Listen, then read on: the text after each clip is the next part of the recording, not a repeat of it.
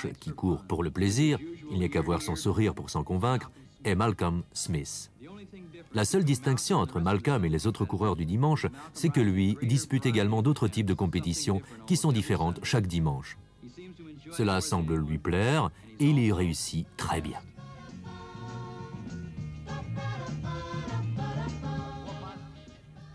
Revenons à une entrevue qu'il avait accordée à un journaliste sportif en 1968, dans laquelle il commentait son extraordinaire performance l'année précédente au Mexico 1000. Il ne dit pas un mot des difficultés de l'épreuve, c'est tout Malcolm.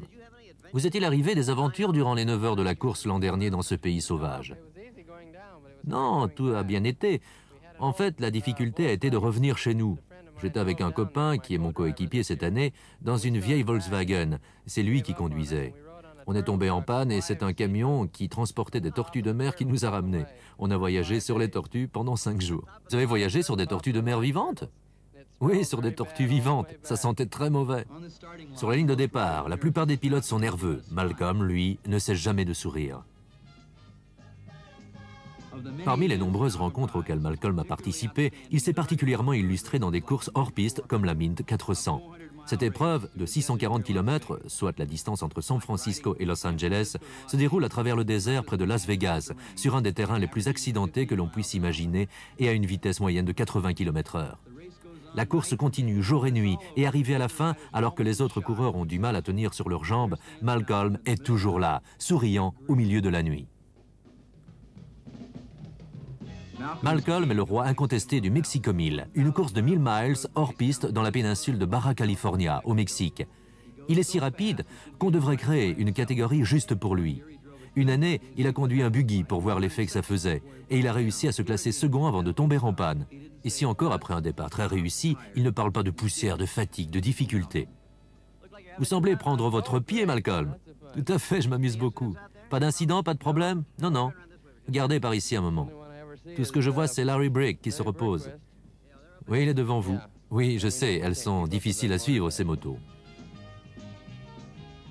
Ce serait bien la première fois, parce que les années précédentes, le nuage de fumée solitaire qui traversait Lake Chapala, loin devant tous les autres, était immanquablement produit par sa moto. Il a toujours été en tête. Une année, il avait une avance de 2 heures sur son plus proche rival, à la moitié du parcours, et il a fait les 200 derniers miles avec la roue avant crevée. Plus l'épreuve est difficile, et plus le pilote doit avoir de talent et d'endurance. Et c'est là que Malcolm donne toute sa mesure. Comme il le dira lui-même, c'était vraiment bien.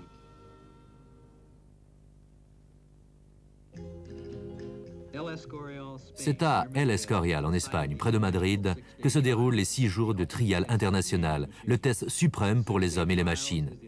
Une tradition qui remonte à 45 ans. Les 6 jours sont en quelque sorte les Jeux olympiques de la course de moto. 348 coureurs venus de 16 pays seront présents à la ligne de départ. Parmi eux, Malcolm Smith. Sa moto est inspectée et marquée avant la première journée. Chaque pièce est marquée au moyen d'une peinture spéciale. En 6 jours, aucune pièce ne doit être changée, sinon c'est la disqualification. Même les pièces à l'intérieur du moteur sont marquées et le moteur est scellé. Les seules pièces qui peuvent être changées sont les câbles de contrôle, les pneus et les chambres à air. À 6h45, le premier pilote prend la route. À partir de ce moment, 4 autres pilotes décolleront chaque minute. On reconnaît l'origine des pilotes à la couleur de leur casque. Les Allemands sont blancs, les Espagnols jaunes, les Italiens rouges, les Anglais verts, les Tchécoslovaques bleus, les Suédois jaunes et bleus. Malcolm porte le numéro 242. Il partira à la 60e minute. De toutes les compétitions auxquelles il participe, celle-ci est la seule qu'il prend vraiment au sérieux.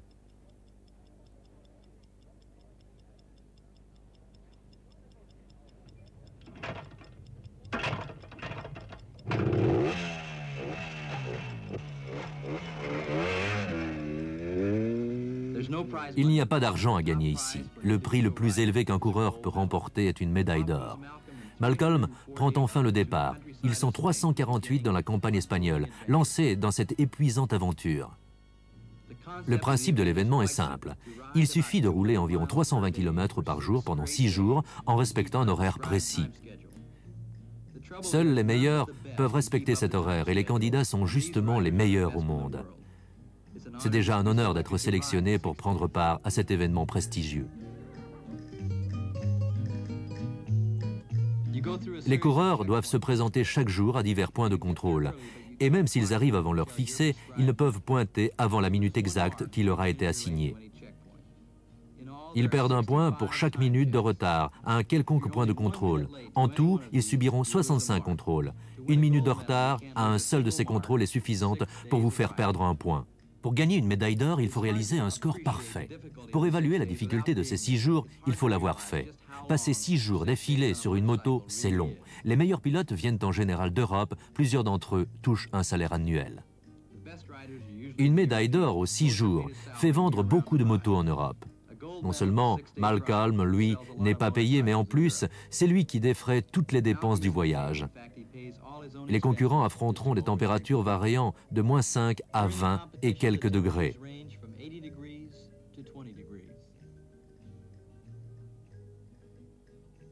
Ils grimperont à des altitudes frôlant les 2500 mètres, jusque dans les nuages, qui coiffent les montagnes espagnoles. Sur les 1920 km du parcours, environ 1280 sont constitués de pistes comme celle-ci. Elles peuvent mesurer plus de 60 km. Fortement handicapés par l'état des pistes, la plupart des coureurs ont du mal à maintenir la vitesse moyenne prescrite, qui n'est pourtant que de 38 km/h.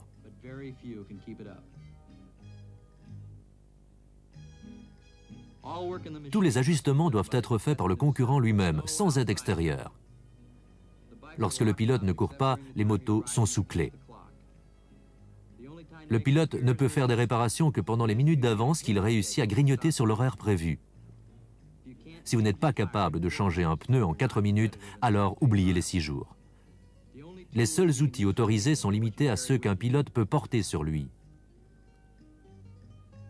Si quelqu'un d'autre lui prête un outil ou l'aide d'une façon ou d'une autre, le pilote est automatiquement disqualifié. Et même si la moto tient le coup, si le pilote sait changer une roue en un tour de main, qu'il respecte l'horaire et ne perd aucun point, la médaille d'or ne lui est pas acquise pour autant, car il devra de plus se soumettre à une série d'épreuves spéciales à la fin de chaque jour. L'une de ces épreuves est un test d'accélération sur 200 mètres. La vitesse est contrôlée à la fin et permet au pilote de gagner des points supplémentaires. Cette épreuve comporte un piège. Le bruit entre également en compte. Si la moto est trop bruyante, le pilote perd des points au lieu d'en gagner. Une autre épreuve consiste à exécuter une boucle chronométrée de 5 km, une sorte de course motocross contre la montre. Le plus rapide remporte le plus de points. Pour aspirer à une médaille d'or, il faut encore se classer dans le premier tiers. Sur les motos, les silencieux et les phares sont sous la plaque minéralogique. On peut vous arrêter à n'importe quel moment pour vérifier les phares et s'ils ne fonctionnent pas, vous devez rester sur place et les réparer. Dans les épreuves, Malcolm doit être rapide, mais pas trop, car il doit ménager sa monture et se ménager aussi. Il n'est pas encore au bout de ses peines.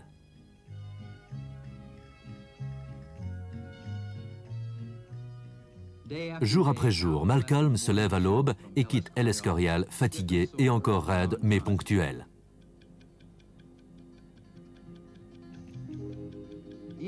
Chaque jour, il doit se battre contre la montre et les éléments, à commencer par la fatigue, mais toujours à temps. Plus que tout autre événement de ce type, les 6 jours mettent le coureur à rude épreuve, testant sa façon de conduire, mais aussi son endurance, ses connaissances mécaniques, la qualité de son jugement même lorsqu'il est très fatigué. S'il fait tout bien, mais vraiment tout, et qu'il ne perd pas un seul point, alors la médaille d'or est à lui. Malcolm en a remporté une en Pologne, une autre en Allemagne, et il remportera également celle-ci à El Escorial en Espagne.